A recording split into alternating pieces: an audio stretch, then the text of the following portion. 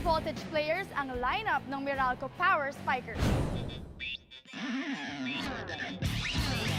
Ang team captain nito na si Maureen Penetrante Uwano ay dating miyembro ng Philippine Women's Volleyball Team na nakasungkit ng bronze medal sa Southeast Asian Games noong 2005. Nung dumating siya dito sa Meralco, iba yung naibigay niyang energy, pati yung leadership niya, yung experience niya before nung nag-national team siya. So yun ang magdadala sa Meralco Power Spikers.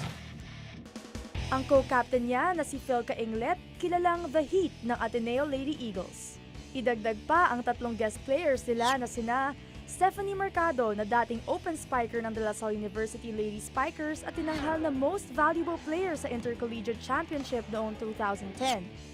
Si Ivy Remulla, middle hitter at dating miyembro rin ng De La Salle University Lady Spikers. At si Carla Bello na dating miyembro rin ng Ateneo Lady Eagles na nagkamit ng parangal bilang best server noong 2007 sa Shakey's V-League Season 4. Discipline and determination nila, yun ang nakikita kong pwede nilang iambag sa Meralco's Power Spikers.